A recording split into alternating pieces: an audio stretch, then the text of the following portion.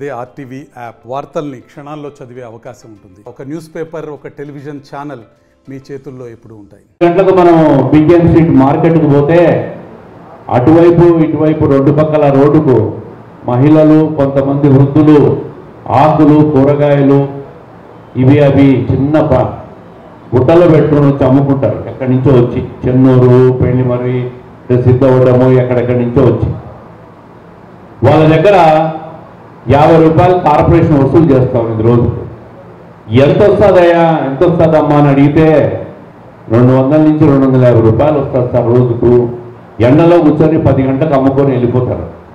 వాళ్ళకు 250 రూపాయలు వస్తుంటే వాళ్ళ దగ్గర 50 రూపాయలు కార్పొరేషన్ వసూలు చేస్తా అంటే అప్పటికప్పుడు నేను కమిషనర్ గారికి చెప్పిన, ఇది చాలా అన్యాయమే, 1 రూపాయి వాళ్ళ దగ్గర తీసుకోవద్దు.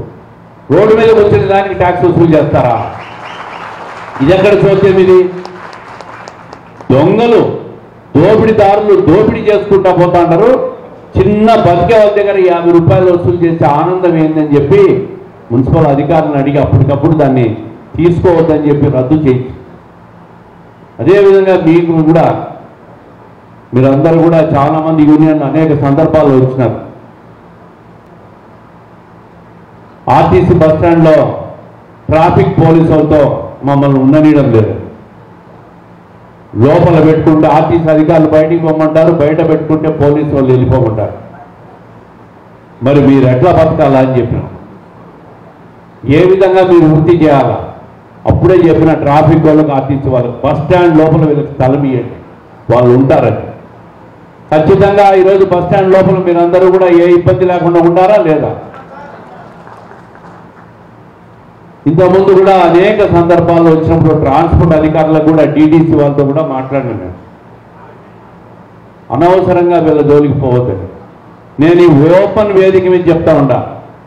ట్రాన్స్పోర్ట్ డిపార్ట్మెంటు, ట్రాఫిక్ పోలీసు వాళ్ళు ఎవరైనా డబ్బులు అడిగితే మిమ్మల్ని 1 రూపాయి కాక, పోలీసు వాళ్ళ దగ్గర ఇప్పుడే చెప్తాడు, పోలీసు వాళ్ళ దగ్గర వెనక నుంచి ఆటో ట్రాఫిక్ వైలేషన్ అయితే ఫోటో తీసి చలాన్ పంపిస్తారు. మీరు కూడా అదే పని చేయండి. ట్రాన్స్పోర్ట్ వాళ్ళు, పోలీసు వాళ్ళు డబ్బు అడిగితే మీరు కూడా పక్క నుంచి ఒక వీడియో తీయండి, వాళ్ళు కూడా ఇంటికి పంపిస్తాం. ములాజ్ ఏముంది? మీ దగ్గర ఫోన్లు లేవు, మీరేం చేస్తారంటే వైలేషన్ చేస్తారు, వాళ్ళకి ఛాన్స్ దొరుకుతుంది. 1000 రూపాయలు ఫైన్ వేస్తాడు, బేరం చేసుకుంటే పోలీసు ఒక 100 రూపాయలు ఇచ్చే నేను పోతా అంటాడు. 1000 కంటే 100 మేలు లేని ఇచ్చిపోతారు. ఎందుకు? చట్టాలను గౌరవించండి, క్రమశిక్షణ పాటించండి. మీ జోలికి వచ్చేవాడు ఎవడు? ఈరోజు ప్రభుత్వం మీ కష్టాలను గుర్తించే కదా 15,000 రూపాయలు ఇస్తా ఉంది. ఇంత కష్టపడి మీరు సంపాదించుకుంటా 15,000 రూపాయలు ప్రభుత్వం ఆదుకుంటా అంటే, మీరు ట్రాఫిక్ పోలీసు వాళ్ళకు, ఆర్టీఓ వాళ్ళకు భయపడి మీరు వైలేషన్ అన్ని చేసి మీరు ఉన్న సంపాదించిన డబ్బు ఎదుల లాభం గుద్దల భయని పోగొట్టుకుంటారు. 1 రూపాయి కానీ ఎందుకు ఇస్తారు? ఏం బాకీ వాళ్ళకు జీతం వస్తుంది, ప్రభుత్వం జీతం ఇస్తుంది, మళ్ళీ మనం జీతం ఇవ్వాలనా? ఏం అవసరంలే. మీరు క్రమశిక్షణ పాటించండి, చట్టాలను గౌరవించండి. మీకేదైనా నగరంలో ఎక్కడైనా ట్రాఫిక్ కూడల్లో పోలీసులు ప్లేస్ ఇవ్వాలన్నా, ట్రాఫిక్ వాళ్ళు ఇవ్వాలన్నా, కార్పొరేషన్లు ఇబ్బంది ఉన్నా మీ అసోసియేషన్ అందరు రాండి. అధికారులను కూడా పిలుచుకున్నాం, ఆర్టీఓ వాళ్ళను, ట్రాఫిక్ వాళ్ళను, పోలీసు వాళ్ళను, కార్పొరేషన్ అధికారులను అందరం కూర్చొని టౌన్లో ఎక్కడెక్కడ కూడళ్లలో మీకు ప్లేస్లు ఇవ్వాలో ఇప్పించి తీరుతాం. మేము ఎప్పుడు ఎక్కడ ఇబ్బంది వచ్చినా మీకు నిరంతరం మేము పనిచేస్తాం మీకోసం. ఈరోజు ఆటోలకు గత ప్రభుత్వం ఓనర్లకు డబ్బిచ్చింది, ఓనర్లు బాడిగలకి ఇచ్చినారు.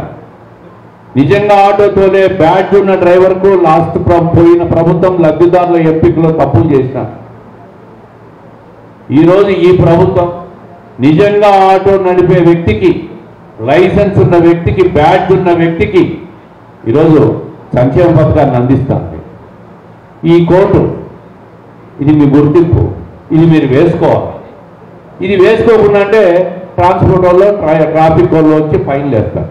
ఎందుకు అవకాశం ఇవ్వాలి? మీరు వాళ్ళకి ఎందుకు అవకాశం ఇవ్వాలి? ఇది వేసుకునే దానికి మీకు ఇబ్బంది ఏముంది? ఇది వేసుకోండి, ధైర్యంగా ఉండండి.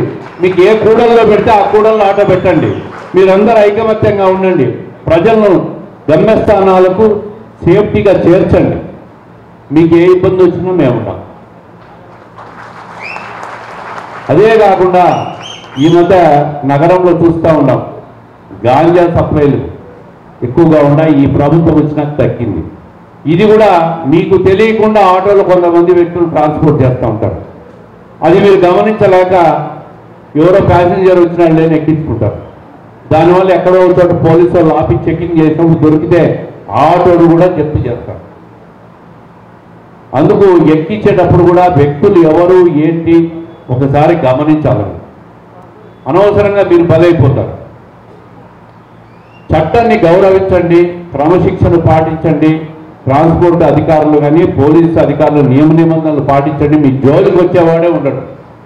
అప్పుడు మీరు ధైర్యంగా మీకు వెనక నుంచి కెమెరా కొట్టేట్టు మీరు కూడా వాళ్ళు లెక్కడితే కెమెరా కొట్టేయండి. ఏం భయం లేదు, భయపడాల్సిన అవసరమే లేదు. వాళ్ళు ఒకరిద్దరు అధికారులు ఉంటే మీరు 3,000 మంది 5,000 మంది ఉన్నారు ఇక్కడ. మిమ్మల్ని కూడా వాళ్ళు కూడా ఇంటికి పంపిస్తాం. ఏమి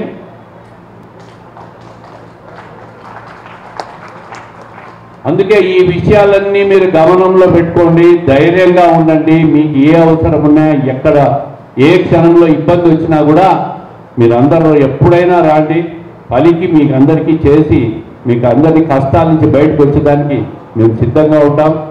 మీ గురించి ఎన్నికల్లో చెప్పకపోయిన హామీలు కూడా అమలు చేసి, ఇది గుర్తు పెట్టుకోవాలి. మీరు ఇది గుర్తు పెట్టుకోవాలా.